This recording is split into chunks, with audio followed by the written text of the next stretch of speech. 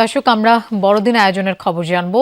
পাবনা থেকে আমাদের সাথে যোগ দিচ্ছেন সহকর্মী কলিট তালুকদার। কলিট, খ্রিস্টপল্লীতে কতটা উচ্ছ্বাস উদ্দীপনা দেখছেন, তাদের আয়োজন সম্পর্কে একটু জানতে চাই। হ্যাঁ লোপা, আসলে উৎসাহ উদ্দীপনার কথা যদি বলি, এই সারাটি বছর এই বড়দিনের অপেক্ষায় থাকে খ্রিস্ট ভক্তরা। সেই বড়দিনকেই এই রাত পোহলে সেই শুভ বড়দিন, এই বড়দিনকে ঘিরে খ্রিস্টান বাড়িগুলোতে সাজসজ্জা কোনো কমতি নেই। আর যদি বলি যে আসলে কর্মসূচি যেটি শুরু হওয়ার, সেটি গতকাল এই সপ্তাহ ধরেই আসলে ডিসেম্বর মাস জুড়েই যে সকল ধর্মীয় বিভিন্ন অনুষ্ঠানাদি আছে সেগুলো হচ্ছে।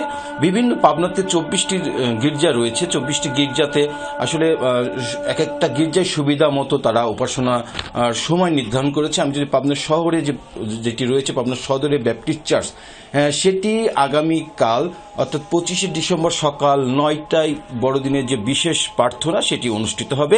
এছাড়াও গত 23 তারিখেও হয়েছে প্রি ক্রিসমাস প্রোগ্রাম, এবং আজকে এই সন্ধ্যায় অনুষ্ঠিত হবে নগর কীর্তন। যে নগর কীর্তন খ্রিস্ট বিশ্বাসী যে বাড়িগুলো রয়েছে সেই বাড়িতে বাড়িতে গিয়ে যে প্রভু যীশু খ্রিস্টের যে আগমনী বার্তা, তিনি যে মানুষকে পাপ থেকে মুক্তির জন্য যে জন্মগ্রহণ করেছিলেন, সেই আগমনী বার্তা প্রচার করবে আজকে রাতে এবং কালকে সারা দিন ব্যাপী 24টি চার্চে দিনব্যাপী বিভিন্ন কর্মসূচি নেওয়া হয়েছে। এর মধ্যে রয়েছে সাংস্কৃতিক অনুষ্ঠান, বড়দিনের বিশেষ প্রার্থনার পরেই রয়েছে জন্মদিনের, প্রভু যীশু খ্রিস্টের যে জন্মদিনের কেক কাটা সেটি অনুষ্ঠিত হবে।